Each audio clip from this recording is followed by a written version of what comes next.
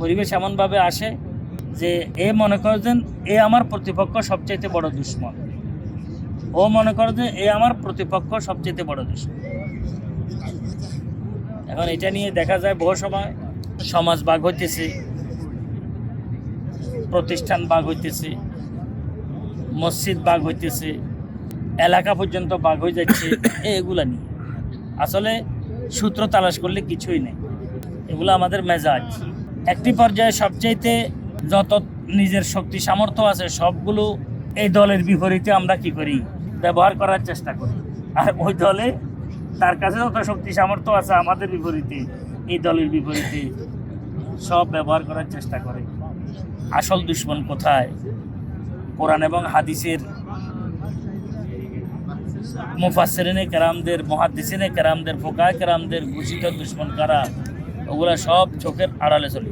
এই কারণে আমাদের দেশের পরিবেশ হয়েছে একতলাফগুলোকে আমরা গ্রহণ করে নিতে পারি না, একতলাফের বিষয়গুলোকে সস্তরে রাখতে পারি না আমরা, এটাকে টানা হেঁচড়া করে অন্যদিকে নিয়ে যাই। এই কারণে সবচেয়ে বেশি ক্ষতিকর যে বিষয়টি মুসলমানদের মধ্যে বিভক্তির বিষয়টি, এটা মুসলমানদেরকে ধ্বংস করে দিচ্ছে, মুসলমানদেরকে খণ্ড খণ্ড করে দিচ্ছে। আর এই বিভক্তির বিষয়গুলোই আমাদের মধ্যে সবচেয়ে বেশি, কত দল, কত মত, কত কিছু হয়। কি এখান থেকে হইতে হইতে ছিল মুস্তাহাব, উত্তম অনুত্তম, তাও মুখতালাফি, এখান থেকে হইতে হইতে পরে গিয়ে এ যা বলে এর বিপরীতে আমরা আছি। এখন যার আস্তে আস্তে উপরের দিকে চলে যেতেছে, এখন আকীদার দিকে চলে যায়। বহু সময় আহলুস সুন্নাহ ওয়াল জামাতের বাইরে যেতেও কেউ দ্বিধা করি না আমরা, আহলুস সুন্নাহ ওয়াল জামাতের বাইরে যাইতেও আমরা দ্বিধা করি, বাইরে চলে যেতেছি। বহু সময় গোমরাহির আবিষ্কারক হয়ে যেতেছি, প্রবর্তক হয়ে যেতেছি, তারপরে আমাদের কোনো কি নাই, চিন্তা নাই, দ্বিধা নাই। উদ্দেশ্য হচ্ছে এদের বিপরীতে আমাকে কি করতে হবে, অগ্রসর হইতে হবে। যে কোনো সুরতে এদের বদনামি আমাদেরকে কি ধরে রাখতে হবে, এদেরকে জলিল ও খার করতে হবে।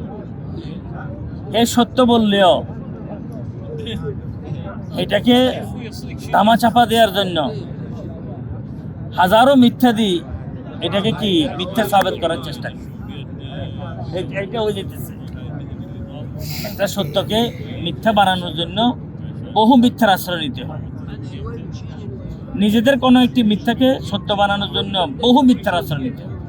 প্রচার করছি, এটাকে সমর্থন করতেছি, কমেন্ট করতেছি, লিখতেছি, এর তাত্ত্বিক বিষয়গুলা আমরা সাধারণত চিন্তা করে দেখি। এই কারণে বলতেছিলাম, আসলে আমাদের সিলসিলার মুরব্বীদের অবস্থান, সমস্ত ওলামাদের, আহলুস সুন্নাহ ওয়াল জামাতের, আহলে হকদের এটা কি, তরিকাটা কি? তরিকা হচ্ছে মুসলমানদের মধ্যে যেন কোনো রকমের বিভক্তি সৃষ্টি না।